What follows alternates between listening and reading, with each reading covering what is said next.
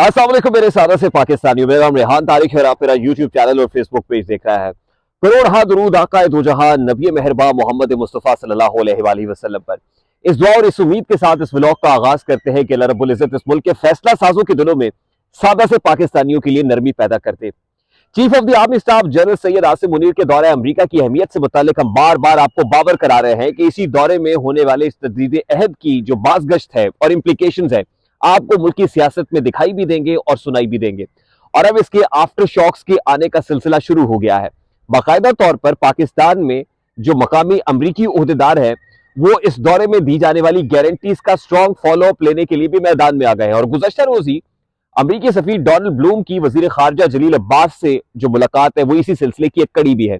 यानी आम इंतखाबात से पहले पहले ये मुमकिन बनाया जाएगा कि वो गारंटीज जो अमरीका बहादुर को दी गई हैं उन्हें मुकम्मल तौर पर एग्जीक्यूट भी किया जाए।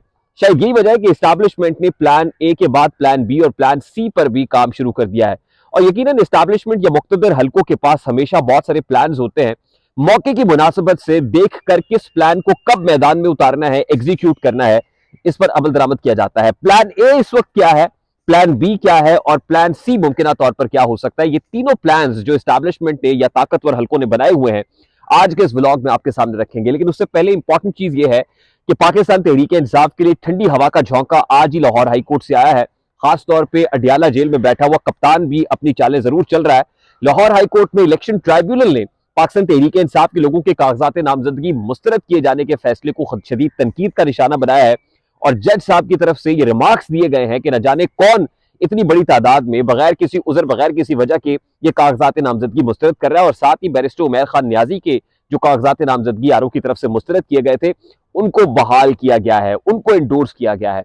इसी तरह से पाकिस्तान तहरीक इंसाफ की लेवल प्लेइंग फील्ड देने से मुताल्लिक जो दरखास्त है वो भी काजी अदालत अली आज सुनेंगे, उनके सामने लगी हुई होगी। लेकिन काजी अदालत अली को गुज़श्ता रोज ही खासी तनकीद का सामना करना पड़ रहा है जब ताहयात नाहली से मुताल्लिक जो केसेस हैं 7 रुकनी लार्जर बेंच सुन रहा था। और जिस तरह के रिमार्क्स आ रहे थे उससे कभी इम्कानात ये तो पैदा हो रहे हैं कि नवाज शरीफ साहब को अहल कर दिया जाएगा।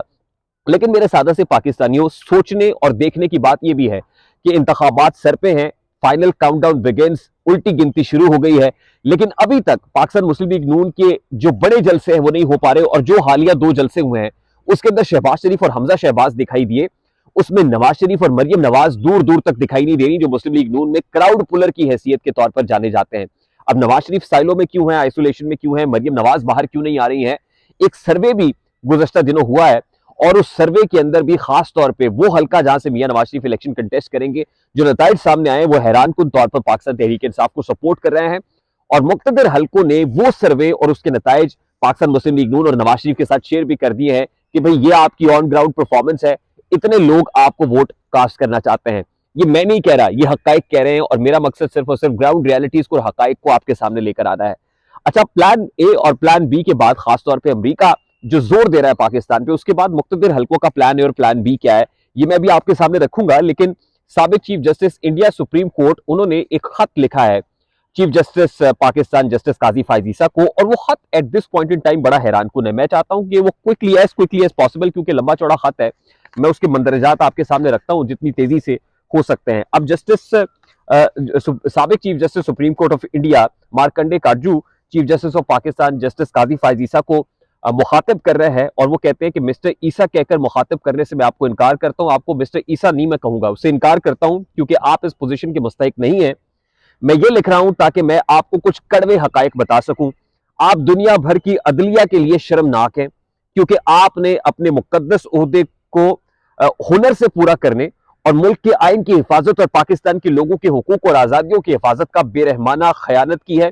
आप खुद को चीफ जस्टिस काजी फायज ईसा कहते हैं, मगर आपको ये नाम छोड़ देना चाहिए और खुद को जस्टिस ड्रामेबाज कहलाना चाहिए। यहां वजह है, आपको खुद को काजी कहना बंद कर देना चाहिए क्योंकि आप में हकीकी काजी की कोई खुसूसियत नहीं है, जैसा कि बंगाल के काजी सिराजुद्दीन की थी। प्रोफेसर चार्ल्स स्टुवर्ट की किताब हिस्ट्री ऑफ बंगाल में एक मुकदमा आया था जो 1490 में बंगाल के काजी सिराजुद्दीन के सामने लाया गया था, जिसमें हकीकी इंसाफ का खुद ऐन नुमाइंदा था। एक दिन जब बंगाल का सुल्तान अयासुद्दीन तीरंदाजी की मशक कर रहा था तो इत्तफाक से उसके तीर ने एक बेवा के बेटे को जख्मी कर दिया। खातून काजी सिराजुद्दीन के पास पहुंची और इंसाफ का मुतालबा किया। काजी मखमसे में था, उसने सोचा अगर मैं सुल्तान को अपने दरबार में तलब करूंगा तो मुझे उसकी तरफ से सजा मिलेगी, लेकिन अगर मैंने सुल्तान के इस अमल को नजरअंदाज किया तो मुझे उसकी तरफ से सजा मिलेगी, लेकिन अगर मैंने सुल्तान के इस अमल को नजरअंदाज किया तो मुझे एक दिन जरूर खुदा की अदालत में बुलाया जाएगा ताकि मैं अपनी जिम्मेदारी में कोताही का जवाब दे सकूं। काफी गौर फिक्र के बाद खुदा का खौफ सुल्तान के खौफ पर गालिब आ गया और काजी ने अपने एक फर्द को हुक्म दिया कि जाकर हाकिम को अपने दरबार में बुलाएं। और जब फौरी तौर पर सुल्तान दरबार में आया, सुल्तान फौरन उठ खड़ा हुआ और एक छोटी तलवार अपने लिबास के नीचे छुपाकर काजी सिराजुद्दीन के सामने आ गया, जो अपनी नशिस्त से उठकर और सुल्तान को कोई एहतराम ना दिखाते हुए उससे कहने लगा कि तुमने उसके बेटे को जख्मी किया है, ये गरीब बेवा, इसलिए आपको फौरी तौर पर इसे मुनासिब मुआवजा अदा करना चाहिए या कानून की सजा भुगतनी चाहिए। यानी इसमें जस्टिस मार्कंडे जो है वो जस्टिस काजी फायज ईसा को हदफ तनकीद बना रहे हैं और फिर वो कह रहे हैं कि ना तो आपको जस्टिस कहना चाहिए खुद को क्योंकि आप इंसाफ के तकाजों पर पूरा नहीं हो सकते, न ही अपने आप को काजी कहना चाहिए और ना ही ईसा कहना चाहिए क्योंकि ईसा तो मुर्दा को जिंदा करते थे और ईसा की जो खसूसियत थी वो जाहिर है वो पूरे आलम के ऊपर आशिकार है।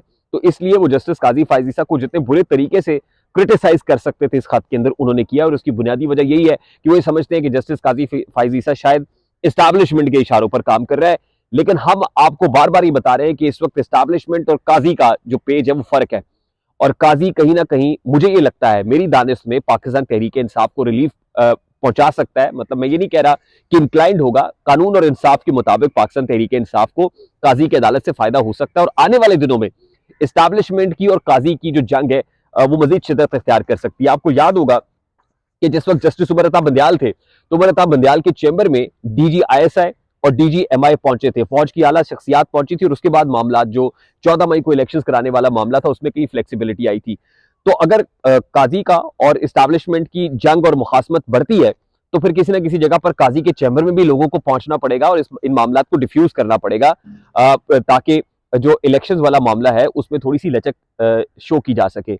लेकिन प्लान ए इस्टेब्लिशमेंट का इस वक्त ये है कि अगर तो काजी डटा रहता है और 8 फरवरी को इंतखाबात कराने पर मुसर होता है तो फिर 8 फरवरी के जो इंतखाबात हैं वो तो इस्टेब्लिशमेंट करा देगी और उसके मुताबिक सिक्योरिटी भी फराम कर दी जाएगी। लेकिन प्लान ए ये है कि फिर हुकूमत अपनी मर्जी की बनाई जाएगी क्योंकि लोग धांधली का शोर मचाएंगे और ऐसे में कोशिश ये की जाएगी कि जो हुकूमत हो मुख्तसर दौरानिये की हो। हम आपको पहले भी बता चुके हैं कि प्लान ए में 18 माह की हुकूमत है और इस 18 माह की हुकूमत के अंदर अगर कोई भी इंतखाबात को तस्लीम नहीं करता तो हो सकता है कि किसी छोटे सूबे से वजीर आजम बनाया जाए और फिर उसमें मेजॉरिटी ऑफ द पीपल वो हो जो इस्टेब्लिशमेंट के मंजूर नजर हो और जितनी देर उसको सिस्टम को ड्रैग किया जा सके यानी कोशिश की जाए कि 18 माह की मुख्तसर मुद्दत के लिए जो है वो इस हुकूमत को ड्रैग करने की भरपूर कोशिश की जाए क्योंकि कोई भी जमात ऐसी होगी जो इंतखाबात को तस्लीम नहीं करेगी। जब नवाज शरीफ चौथी बार वजीर आजम नहीं बन सकेंगे, ख्वाब चकनाचूर हो जाएंगे, पीपल्स पार्टी को मंजूर नहीं होगा। मौलाना ऑलरेडी तबले जंग बजा रहे हैं। अब आपको समझ आनी चाहिए कि मौलाना किसके इमा पर तबले जंग बजा रहे हैं कि इलेक्शंस नहीं होने चाहिए। तो इस तरह से सेटअप इस्टेब्लिशमेंट अपनी आप काजी के कहने पर डटे रहने से इंतखाबात तो करा देंगे लेकिन सेटअप फिर इस्टेब्लिशमेंट कहेगी कि हमारी मर्जी का होना चाहिए। अच्छा, ये तो है प्लान ए और प्लान ए में है इंतखाबात और इंतखाबात होंगे तो उसके बाद क्या होगा। प्लान बी के अंदर यह है कि अगर इंतखाबात नहीं हुए और डॉलर की कीमत को 500 के करीब पहुंच जाती है तो फिर प्लान बी के मुताबिक मुल्क में इमरजेंसी के हवाले से भी जो चीजें हैं अफवाहें वो गर्दिश कर रही हैं। बहुत सारे लोग, कल हमने ये खबर दी थी और बहुत सारे लोग इससे इत्तफाक नहीं कर रहे, लोग इसको दीवाने का ख्वाब समझ रहे हैं। लेकिन अब आपको बता दें कि इस्टेब्लिशमेंट के हाँ तमाम तर प्लान मौजूद होते हैं। इमरजेंसी या मार्शल लॉ जैसी जो सिचुएशन है वो भी इस्टेब्लिशमेंट उस पर गौर फिक्र इसलिए कर रही है और ये खबर इसलिए सामने आ रही है ताकि जो पॉलिटिकल स्टेक होल्डर्स है जरा उनको चुकन्ना किया जा सके, उनको डराया जा सके, उनको बताया जा सके कि मामला क्या है। अच्छा, उसमें भी जो निगरां वजीर आजम है वो और जो सदर ममलिकत है वो ये कहा जा रहा है कि ऑन बोर्ड होंगे और सदर ममलिकत जो है अगर इमरजेंसी को एंडोर्स नहीं करते तो उनको घर भेजने का प्लान भी हो सकता है। यानी ये प्लान ए और प्लान बी दोनों तरह के प्लान इस वक्त इस्टेब्लिशमेंट की जेब में मौजूद है। यानी प्लान ए के अंदर भी इस्टेब्लिशमेंट अपनी मर्जी के काम कर लेगी इंतखाबात कराने के बावजूद और प्लान बी के अंदर अगर इंतखाबात नहीं होते तब भी इस्टेब्लिशमेंट अपनी मर्जी की इमरजेंसी और हंगामी सिचुएशन पैदा करके ये कोशिश कर सकती है कि इन्हीं के टेकर गवर्नमेंट्स को थोड़ा सा और ड्रैग किया जाए, इसी सिस्टम को अभी चलाया जाए। ये प्लान ऑन बोर्ड है। अभी मेरे बहुत से लोगों को शायद ये दीवाने का ख्वाब लग रहा होगा या लग रहा होगा कि यार ये पता नहीं क्या बात कर रहा है, बेपर की उड़ा रहा है, लेकिन मैं वही बातें बता रहा हूं जो इस वक्त कंसर्न क्वार्टर्स के अंदर डिस्कस हो रही हैं। अच्छा, उसके साथ साथ मैंने आपको बताया कि जो जर्मन सफीर है उनका स्टेटमेंट भी बड़ा इंपॉर्टेंट है इलेक्शंस के हवाले से, वो भी इलेक्शंस की बात कर रहे हैं। पाकिस्तान तहरीक इंसाफ ने खास तौर पर जो IMF का प्लान है, क्योंकि 11 जनवरी को IMF के साथ दोबारा नेगोशिएशंस होनी है। अब इस मौके पर अमेरिका का प्रेशर यही है कि मुल्क में इंतखाबात कराए जाए, साफ और शफाफ इलेक्शंस हो। 11 मई को अगर आपको IMF से दोबारा ट्रांच चाहिए है। इसी सिलसिले में डोनाल्ड ब्लूम की मुलाकात भी हुई है वजीर खारजा से जलील अब्बास से।